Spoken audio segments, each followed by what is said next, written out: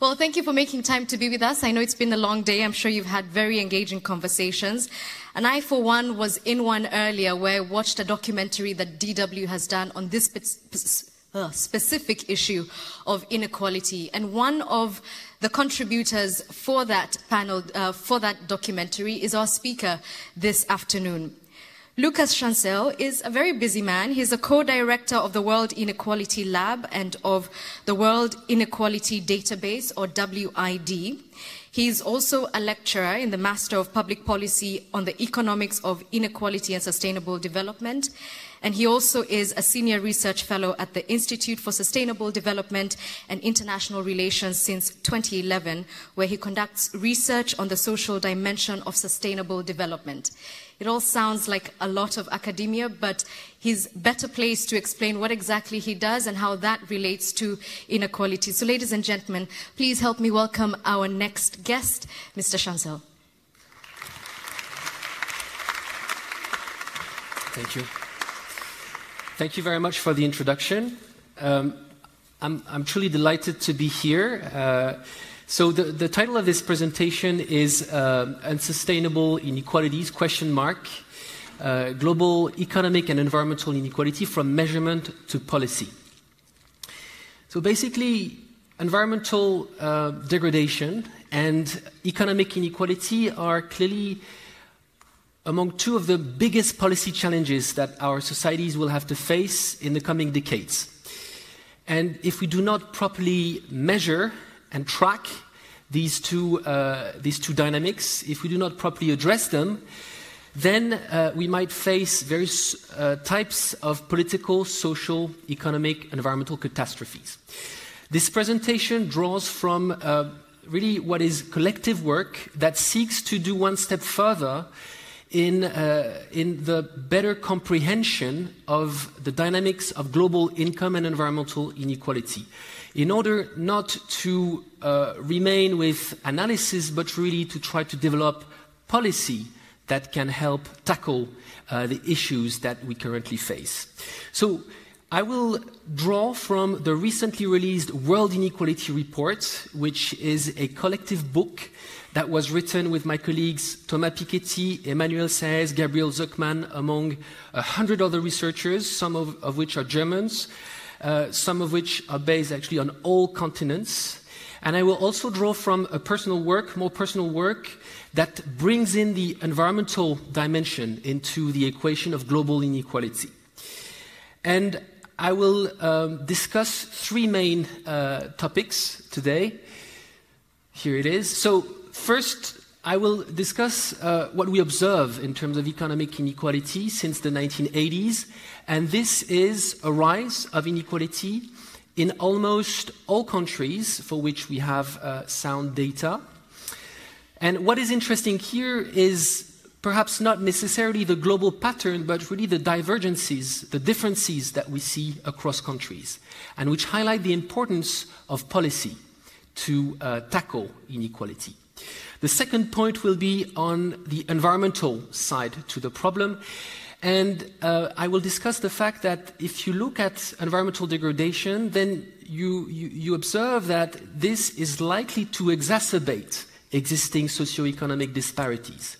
So if one wants to really address global inequality, one needs to take into account the various types of interactions that exist between economic inequality and environmental inequality. And the third point will be about a few policy options that are available. There is no silver bullet to tackle these complex issues, but there are already concrete proposals on the table, and I will try to rapidly discuss some of these.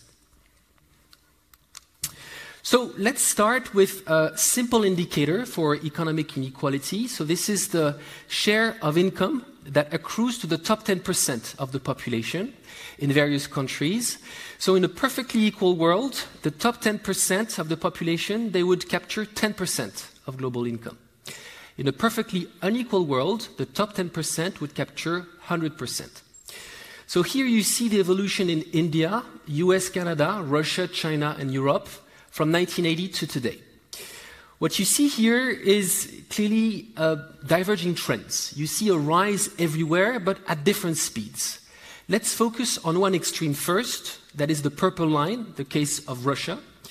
You see that Russia is the most equal country in this subset until the early 1990s, and in just 5 years, it becomes the most unequal country. So it's a very extreme, abrupt, very rapid rise of inequality in just a short period of time. Now let's look at the opposite end of the spectrum of trajectory, so that is Europe in green. What you see for Europe is that Europe as a whole moves from a top 10% share of 32% in 1980 to 37%. So that's an increase, but a very modest increase as compared to what is happening in other regions, other countries. What is interesting here is if you compare Europe with US, Canada, they start more or less from the same level, and they reach a very different point in 2016. So let's focus a bit more on what is happening in these two countries or two regions. On the left, you have the US. On the right, you have Europe. And I have two indicators for inequality. In red, the share of income that accrues to the top 1%, and in blue, the share of income that accrues to the bottom 50% of the population, so the bottom half of the population. Again, what is striking here is the real divergence between these two countries, or two sets of countries and regions. What you have in the US is an increase of the top 1% income share from 10% of total income in 1980 to 20% of total income today. And this really is the opposite of what happened to the bottom 50%, that decreased from 20% of total income to 10% today. If you look at Europe, there's a rise in the top 1% income share, but that is much more modest. So what happened in the two countries? In fact, the bottom 50% of the population in the US was literally shut off from economic growth over the period. In 1980, the average per adult annual income was around $16,000 for the bottom 50% of the population. In 2016, it is around $16,000. In Europe, you have growth at the bottom of the distribution. Growth that is less than average, but that is much more important than what you observe in the US. And this is very interesting because we often hear in some debates that you actually need some inequality or you need high growth at the top of the social ladder in order to have growth at the bottom. Well, this is clearly not what you observe when you look at the data, when you compare Europe to US or China to India, for instance. The countries which had the highest growth at the top are not necessarily the countries which were able to succeed in triggering growth at the bottom, and this is what drives the divergences between these two countries here.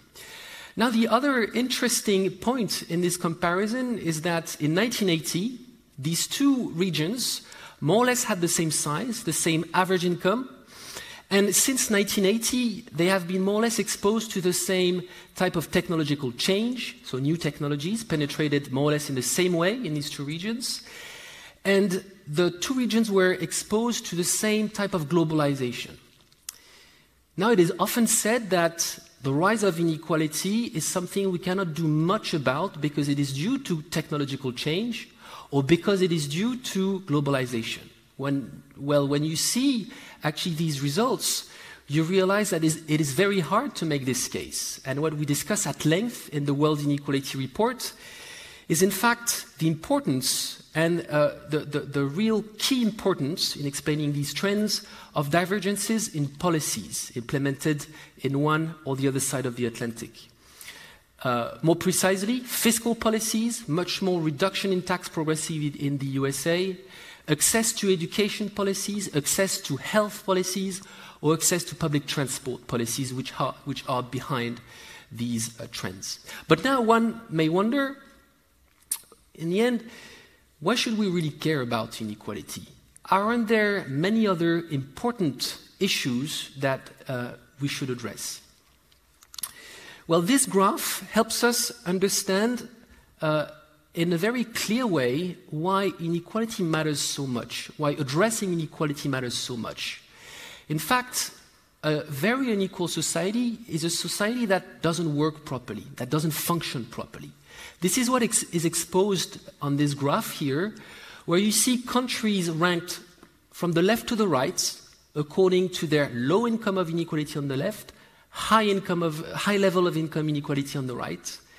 And from the bottom to the top, we have an indicator of social bads. So that's an indicator that regroups together many different dimensions: life expectancy, obesity, occurrence of mental illnesses, infant mortality, homicides, and so on and so forth. So many dimensions that we would all care about.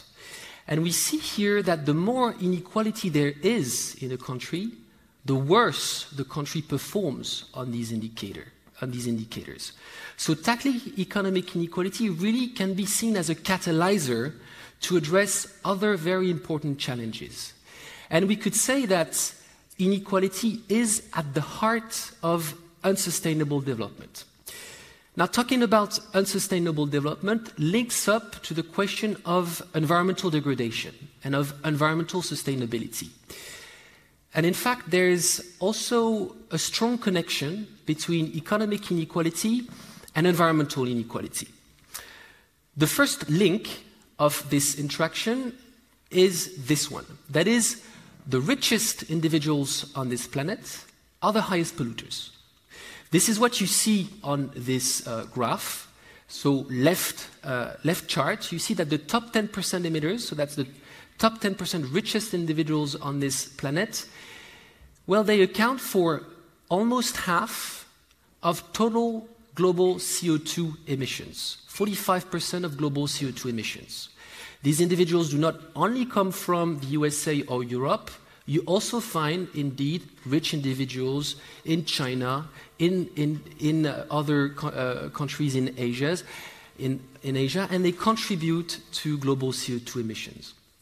The bottom 50% of the global population contribute to only 13% of global emissions. So that's one side of the story. The other side of the story is that the least emitters are the most exposed to the impacts of pollution. This is true at the level of countries. If you look at where will be the impacts of climate change in tropical, subtropical areas, so that's where you find the highest occurrence of low-income countries. But this is also true within countries. If you look at a country like Bangladesh, for instance, areas that will be most impacted by climate change are low-income areas. But this is also true if you look at Europe or if you look at the USA. So this is also true within high-income countries. And let's focus for a moment on the USA, where there is a very good illustration of this argument. The argument is the following one. Ecological disorders will exacerbate existing socioeconomic inequality. For one simple reason: low-income individuals are often the most exposed to ecological disorders. This is what we found in the case of Hurricane Katrina hitting New Orleans in 2005. So you have here green areas. That's where there was the highest floods.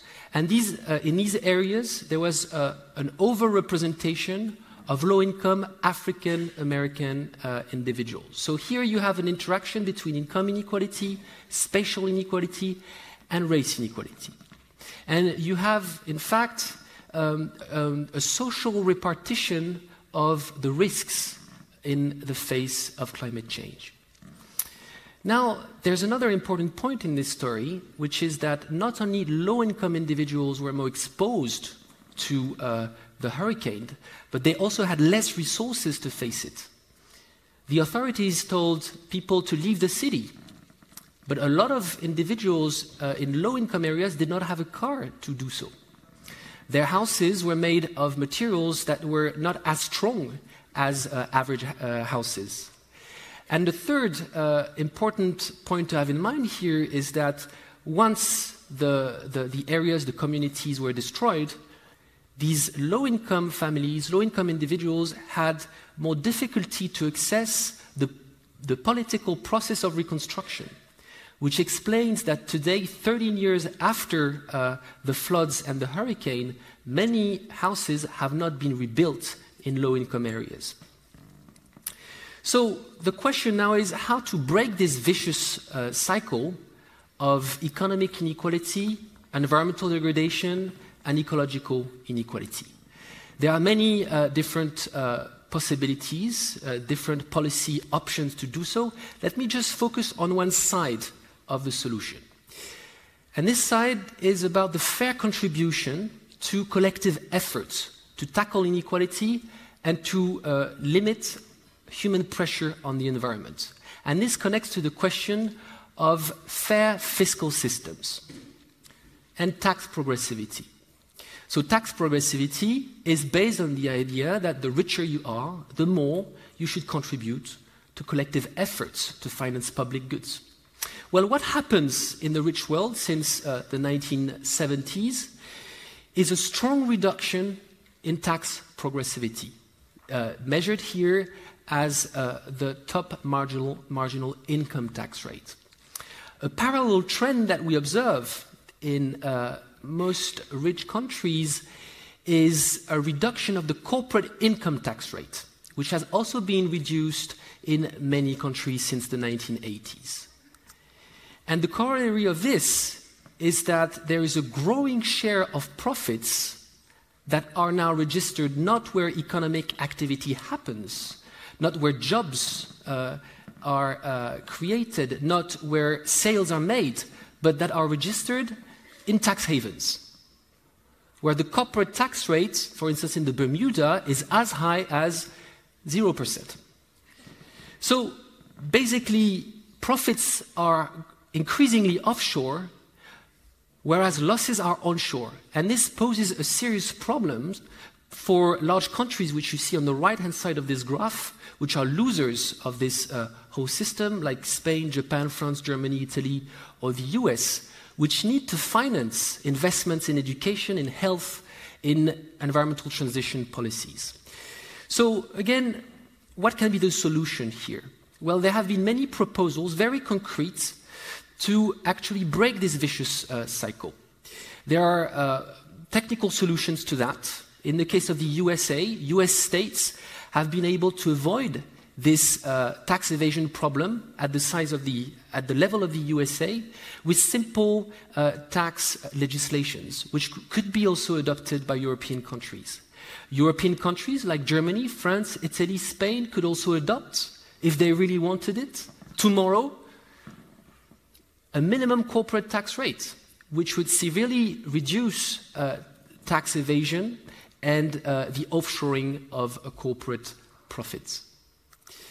But I've discussed a lot about rich countries so far, so let me focus, before I conclude, on an emerging country, where I also observe here an extremely interesting combination of a social objective and an environmental protection objective. In the case of Indonesia, the government was subsidizing a lot fossil fuels. So basically, the government was subsidizing the destruction of the environment. The government decided to reduce these subsidies, so to have a new energy tax regime, and at the same time, it decided to use this money to finance, to partly fund a new health insurance system that is universal. So here you have a very interesting synergy between the environment and the social.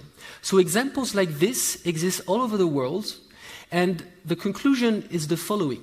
We've seen that economic inequality has been on the rise since 1980, that this is not the result of deterministic mechanical forces. This is a result of policy choices made at some point of time, and other policy choices can be made today.